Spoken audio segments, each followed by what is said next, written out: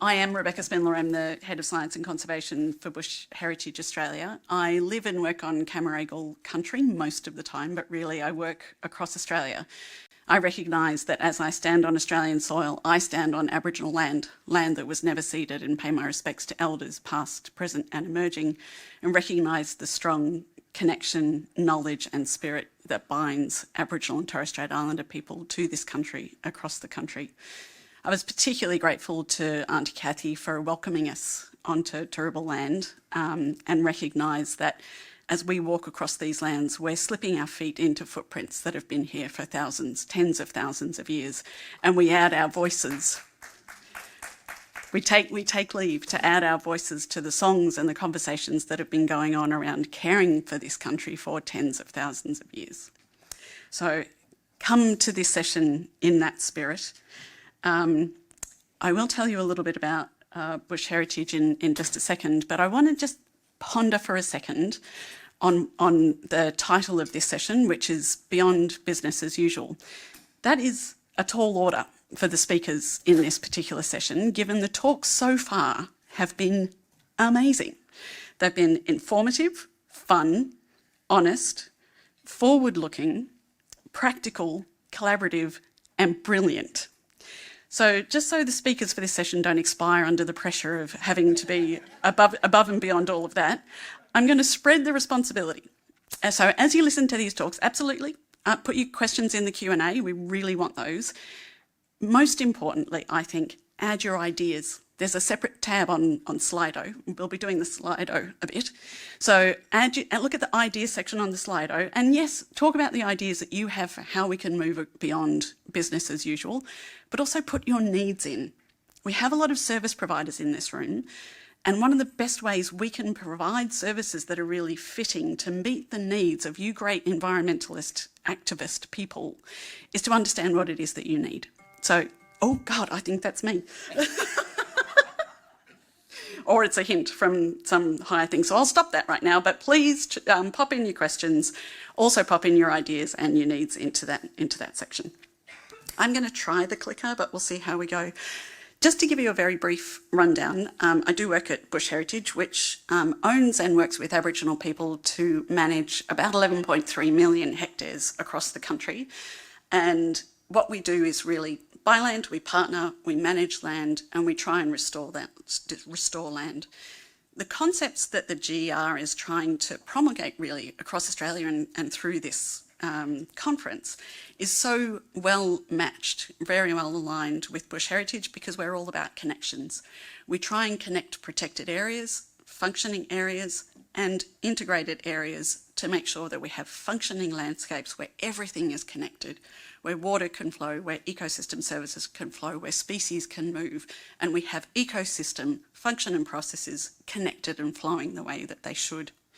We also try very hard to connect on a different dimension, which is connecting people to country, recognising, respecting and protecting the lifelong, generations-long, tens of thousands of year-long connection that Aboriginal and Torres Strait Islander people have to these lands, to these landscapes, but also recognise we are not above these ecosystems. We are not separate from them. Everything we do impacts them, and we are impacted by everything that happens in there. And a third dimension that I really is growing in Bush Heritage, and I'm excited by the way Bush Heritage connects, is intergenerationally. We've been looking much more about the data that climate change, around the climate change impacts across many of the landscapes where we work, and making sure that whatever it is we're doing, buying land, partnering with Aboriginal people, partnering with agricultural landowners, managing land, restoring land, in a way that is going to be resilient to the changes that are coming, so the benefits are felt intergenerationally. Today I'm going to be talking about, and I will actually time myself so I don't go over, I'm actually going to be talking about a particular project that we have, and it's not a solution in and of itself, but I think it is hopefully addressing a barrier that is significant for a lot of us in terms of defining a collective future going forward. And that is the Conservation Futures Project, which is a collaborative project between Bush Heritage and University of Melbourne. And it's all about building an integrated knowledge system, again, where we recognise, respect and protect Aboriginal and Torres Strait Islander knowledge in a way that they want to share and have that knowledge protected so that we can all make better environmental decisions. This is the project management team. So Joe Griffin and Oliver Costello are our joint project managers. Jo has actually gone on parental leave, so she's away from the project right now, but we've stolen Joel Merger from the Terry Jenke legal team to help us around agreements and IP negotiations and making sure that we're providing whole new avenues and opportunities of people sharing knowledge the way they want to. Oliver Costello would have been here with me today, but his parents are looking at the 6th flooding event this year of their house, so he's taken time off to spend with them and make sure they're okay. Brendan Wintle was my co-conspirator, so when we came up with the idea for this, which actually came from many of our Aboriginal partnership officers within Bush Heritage, holding knowledge that didn't belong to them, didn't belong to Bush Heritage, so we couldn't put it into our systems in case it was accidentally used inappropriately. But we had no way of having a password protected area where they could hold that knowledge, where they was under control of the knowledge holders themselves, that when they gave us permission to, we could use, but really was able to be used by them for their purposes. I went to Brendan and said, you know about IT stuff, come and help me build this thing. We approached the Ian Potter Foundation, who've very kindly given us seed funding to take this project forward. Rachel Morgan is our executive manager at the University of Melbourne, and we're ably assisted by Heather Christensen and Skip Woolley from Melbourne Uni as well, and they're the really technical experts. Fundamentally, what it is that we're trying to do, and this is I'm not a technical expert, so I'm giving you the hand-wavy version of what it is that we're trying to build. It's an IT platform. It's a website. It's a place to engage effectively. So having a place where we can understand, protect and heal country together. It is very much about making sure that we're not overwhelmed with evidence when people are trying to make decisions, and I mean environmental NGOs, government, individual landholders. We are not just left with the knowledge that stands for people even when they're not in the room. That is overwhelmingly white fella information. We have a dearth of Aboriginal and Torres Strait Islander knowledge in the systems that are available to decision makers at each of these different levels, largely because of a lack of trust. And why would they trust us? We have taken it and we have used it inappropriately and we have done terrible things with that knowledge. Not all the time, but look, a lot of the time. So what we're trying to do is really renew this ability to share information in an appropriate way.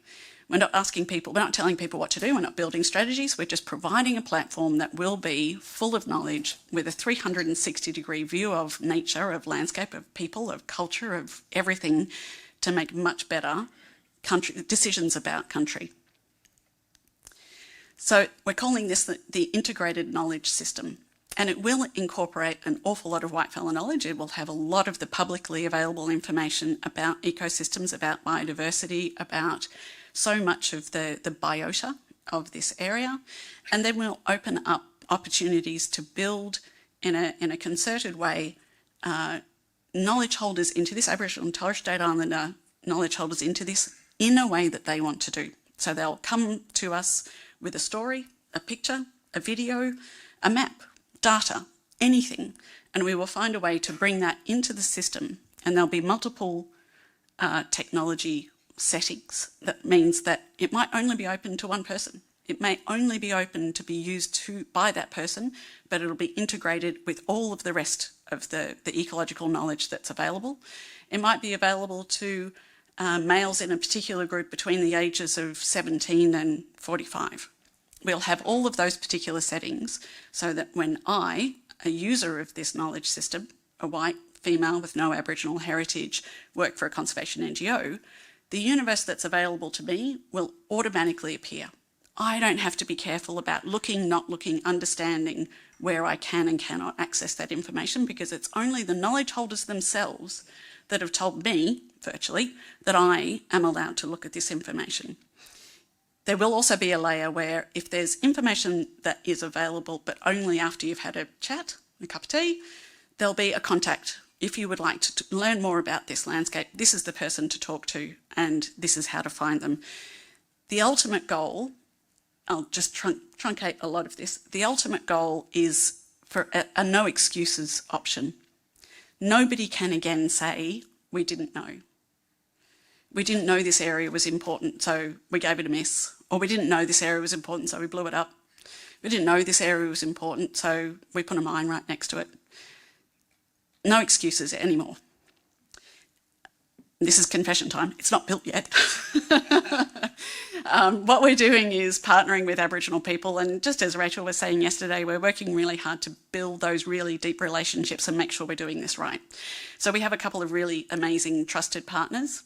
This is the first group, a couple of landholders around Bruce Pascoe's land Umbra, the Black Duck Foods property, trying to figure out how they share resources and build a management plan together. And they need the assistance of a data manager to try and pull all of that together, make sure the intellectual property is respected across the board. And we started with a big yarning circle. 17 people, all talking around what they want to get from this knowledge system so that we can build it in the right way from the ground up. One of the great side benefits, Oliver Costello was there with me and running this part of the project, and we were walking back from the yarning circle back up to the building, really, so the house, so that we could get down to the business of writing this plan. And it was really clear. You can actually see some of the patches where historic burns have been in the slightly greener bits. And it just needed, Ollie and Uncle Bruce Pascoe just looked at the ground and said, could do with a bit of revitalisation. Bruce Pascoe disappeared for a minute, came back, put a packet of matches in Ollie's hand. Let's do a bit of bush regen while we're right here. Let's bring this country back to life. And I haven't got a photo of it here, but the next morning there were kangaroos across that area where we'd just done a really cool burn, and you could light that, Ollie lit that fire and you could walk across it in the next 5 seconds. It was a cool burn and it brought that country back to life. We also, we also have, can you help me go, oh, there's nobody there. That's scary. There we go. Oh, perfect. One of our other partners that we're working with right now is up in Jongan, just near Cairns, about a couple of hours outside of Cairns. Really fundamentally have just been working with the ILSC to take back ownership of this country, doing cultural and ecological asset maps. So we're providing survey maps, but also the ability to manage that information and build in that asset protection and information protection knowledge. I'll just keep rolling through. This will also be applied to bush heritage. So this is something that I need fundamentally to make my decisions out on country, to handle the information around cultural and ecological mapping, to provide a climate context so that we are always talking together, but looking forward, looking back so that we can look forward, and informing our RAD decision making. RAD is a program that's come out of a paper in 2019, looking at climate change impacts and understanding each particular asset that's important to the traditional owners or to us. Do we resist all of the changes that are likely to happen because of climate change? Do we accept those changes that are likely to happen because of climate change or other threats, mining, policy, anything else? Or do we understand those changes are going to happen and direct as well as we can to make sure that those ecosystems, targets, species, cultural sites, anything, to make sure that we maintain function, resilience and viability of those things? And what do we do? Talking with traditional owners is going to be key to understand which fits into which category as we go through each of our planning, so that we can build those healthy country plans and have integrated knowledge management across the board. Fundamentally, I'm keen to talk to anyone. I really want to hear your ideas, thoughts. We've talked to lots of people already and keen to talk more. So thank you very much. I will... Anyway, our talk is on BAU and moving beyond BAU. So BAU, for those of you who aren't aware of the